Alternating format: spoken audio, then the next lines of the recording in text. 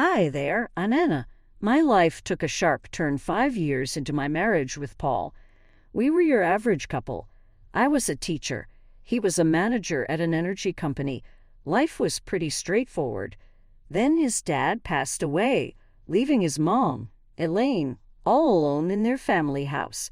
It was then that Paul dropped the bombshell.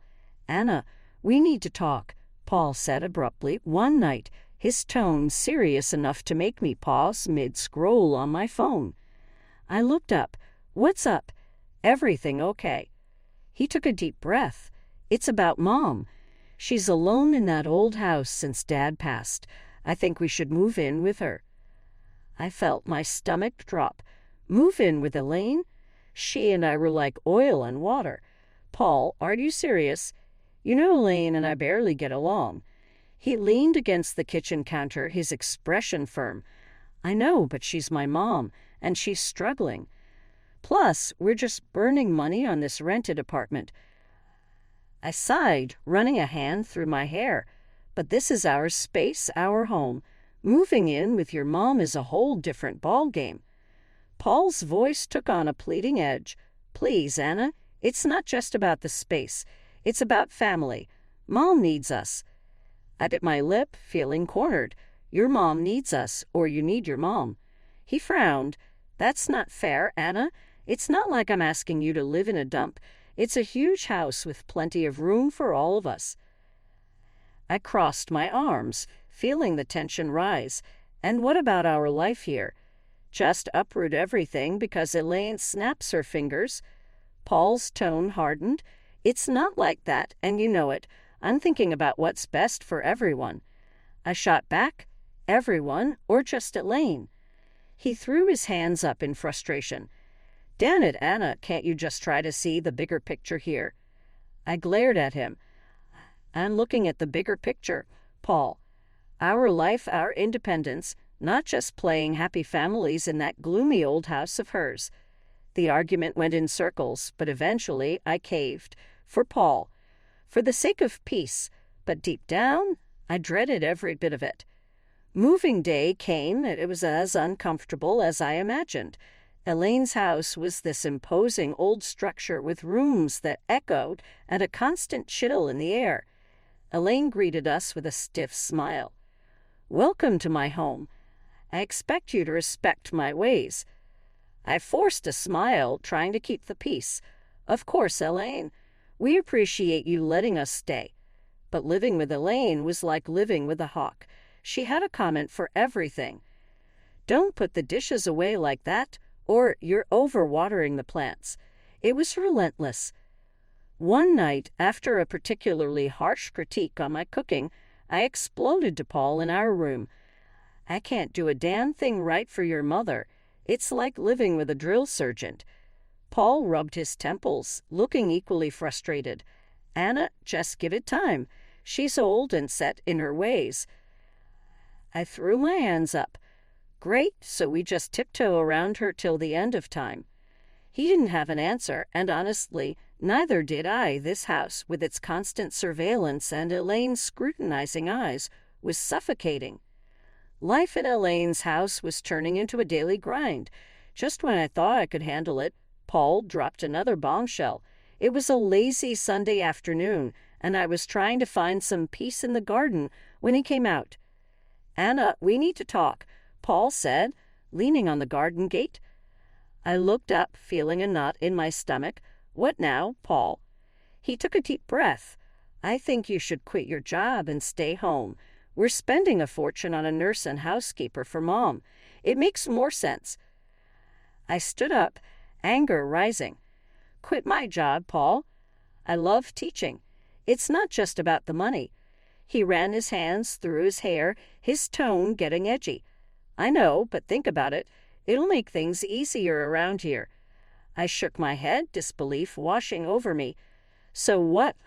I just become a full-time maid and nurse? That's not the life I want." Paul's voice rose. "It's not about what we want, Anna. It's about what's practical. My mom needs us." I glared at him. "No, your mom needs you. I didn't sign up to be her caretaker." He shot back. Well, things change, Anna. We need to adapt. Adapt. That word felt like a slap. I loved my job, my independence. This wasn't adapting. This was sacrificing. You know what, Paul? Fine, I'll do it, but don't expect me to be happy about it. He sighed, a look of relief crossing his face. Thank you, Anna. It means a lot. But it didn't feel like a victory. It felt like I was losing a part of myself. Quitting my job was hard, but the days that followed were harder. I was now a full-time housekeeper, nurse, and cook. Elaine, as always, had her 2 cents to add about everything. Those curtains need a wash, she'd say, or the soup is too salty. It was endless. One day, I snapped. Elaine was criticizing the way I ironed her clothes, and I couldn't take it anymore. Elaine, can you just stop? I'm doing my best here. She looked taken aback. Well, I'm sorry if I have standards, Anna. I threw the iron down, my voice shaking with frustration. I'm not your servant, Elaine. I'm your son's wife. I'm here trying to help, and all you do is criticize me. There was a moment of tense silence, and then Elaine's expression softened slightly. I know you're trying, Anna. I'm just used to things a certain way. I sighed, feeling the tension drain out of me. I know, Elaine, but I'm not you. I have my way of doing things. From that day on, things were slightly better. Elaine toned down her criticisms, and I tried to accommodate her quirks. It was a fragile truce, but it was better than the constant battles. As time dragged on in Elaine's house, the atmosphere grew tenser, almost suffocating. Paul's behavior became increasingly distant and elusive. He was always late from work, and when he was home, he might as well have been invisible, holed up in the spare room like it was his sanctuary. One evening, unable to bear the silence and distance any more, I cornered him in the kitchen. Paul, what's going on with you? You're hardly here, and when you are, it's like you're not even my husband anymore. He avoided eye contact, stirring his coffee absent-mindedly. Work's a nightmare right now, Anna. Just piles of stress. I leaned back against the counter, my arms folded. I get stress, Paul. But this feels like you're shutting me out. You're here, but you're not really here. He exhaled heavily, his gaze still fixed on his coffee. I don't know what you want me to say, Anna. I'm just really tied up with stuff. I wanted to believe him, to understand, but something inside me screamed that there was more to it. Then there was Lucy, Paul's sister, who made it her mission to add to the tension. Each visit from her was a trial. She'd look around the house with a sneer and quip, still stuck in this old dump, huh? I usually bit my tongue, but one day her taunts hit a nerve. Not all of us have the luxury to mooch off others, Lucy. I shot back. She just cackled, her voice grating on my nerves. Oh, look at you, playing the martyr in a haunted house. Pathetic. I clenched my jaw, holding back a barrage of words. Paul, ever the silent bystander, offered no defense. His silence was like another jab, another confirmation of the growing gulf between us. The biggest shift, however, came with Elaine. One day she called for Lucy, her voice frail and desperate. Lucy, I need help with a bath. I can't manage on my own anymore. Lucy's response was cold and cutting. Help yourself, Mom. I'm not your caretaker. Elaine broke down in tears, and my heart couldn't take it. Despite our rocky history, I couldn't leave her in that state. I helped her with the bath, and something between us changed that day. Elaine started to warm up to me, treating me less like an intruder and more like a daughter. It was a welcome change, but it also highlighted how far Paul and I had drifted apart. The house felt colder, emptier, despite Elaine's newfound warmth towards me. The walls seemed to echo with the growing silence between Paul and me, a chasm that seemed to widen with each passing day. The chill in our home grew colder each day. Paul's late nights at work became a norm, and our conversations turned into mere whispers of their former selves. It was during one of these fleeting interactions that Paul dropped a new piece of news that would add to the growing pile of secrets and lies. "Anna, I got an apartment near work," he said nonchalantly, as if he was talking about the weather. I almost dropped the dish I was cleaning. "An apartment? Why on earth would you need that?" He leaned against the door frame, avoiding my gaze. "It's just practical. Anna, saves me the commute, especially with the late nights." I felt a surge of anger and confusion. "And you just decided this without talking to me? What are we, roommates now?" He shrugged, his indifference cutting deep. "I thought you'd be happy. Less stress about me coming home late." I shook my head, disbelief coloring my tone. "Happy, Paul? This feels like you're living a double life. What's next? You'll tell me you have a second family there?" He sighed, rubbing his forehead. "Don't be dramatic, Anna. It's not like that." I wanted to push further to break through his nonchalant facade, but I knew it was futile. The conversation ended there, as did many of our conversations those days. The true shock came a few days later in a candid conversation with Elaine. We were in the living room, sharing a rare moment of calm, when she suddenly said, "You know, Paul didn't buy that apartment with his money." I looked at her, puzzled. "What do you mean?" She hesitated, then continued. "He used my savings. He said it was an investment. He even put it in my name." Felt my heart sink. "He's been using your money, and you're okay with this?" Elaine shrugged, a sad look in her eyes. "I couldn't say no.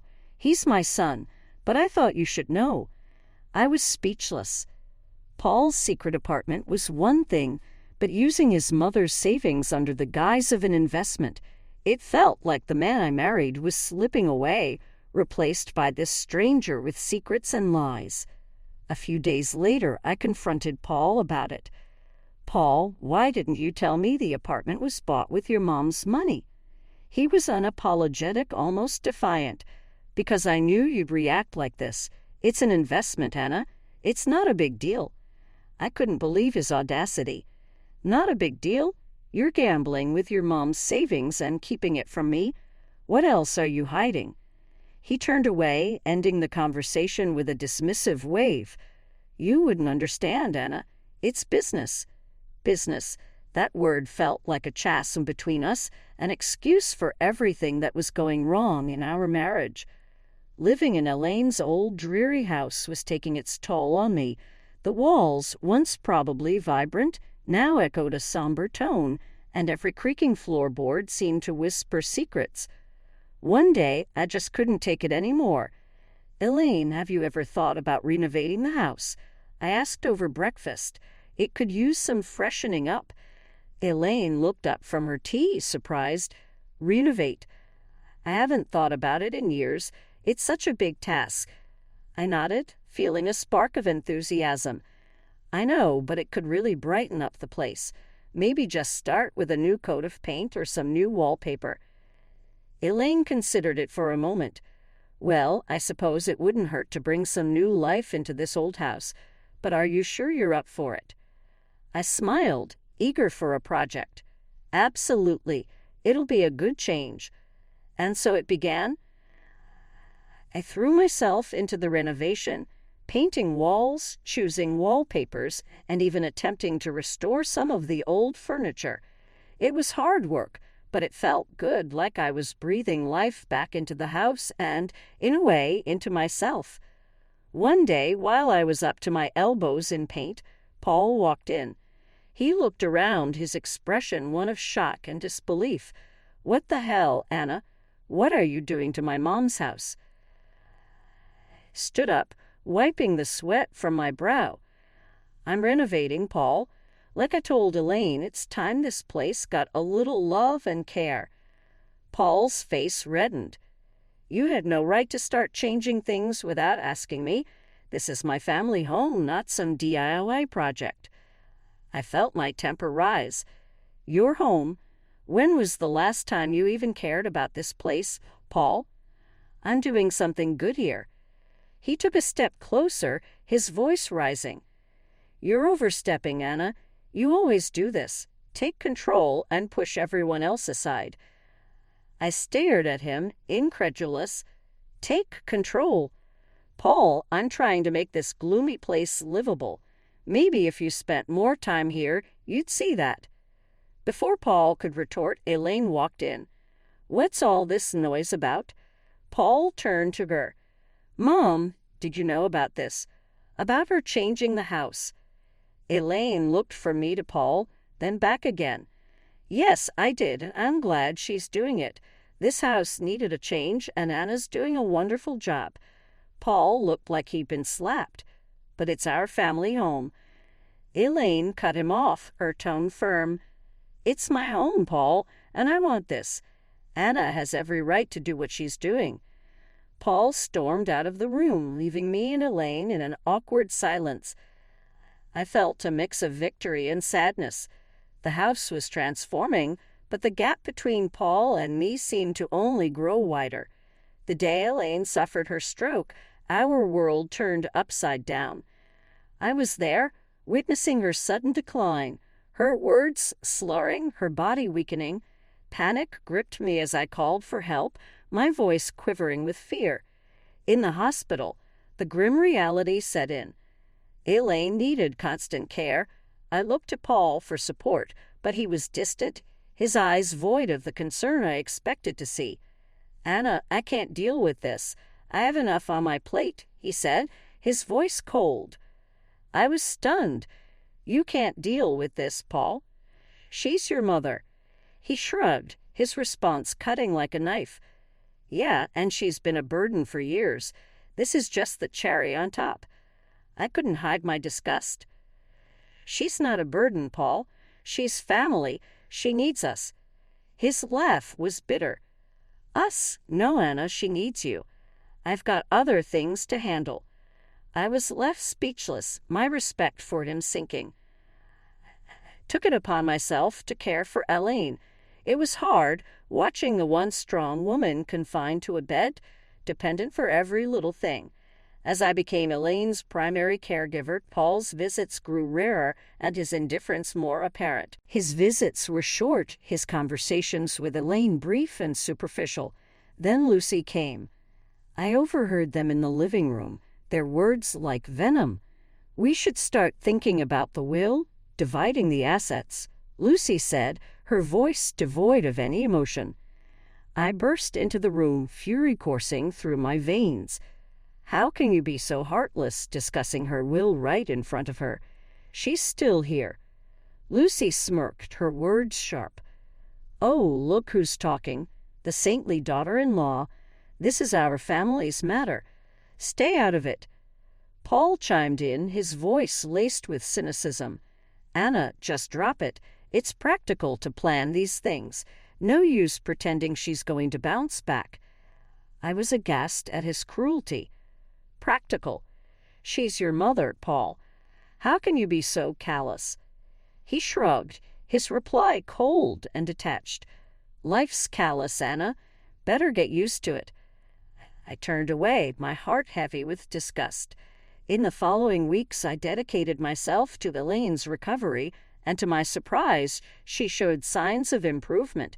Her fingers twitched, her speech cleared, she even managed a few steps. It was a miracle to me, but a nuisance to Paul and Lucy. Their true colors were now vividly clear. Their mother's plight was nothing more than an inconvenience, a hurdle in their path to inheritance.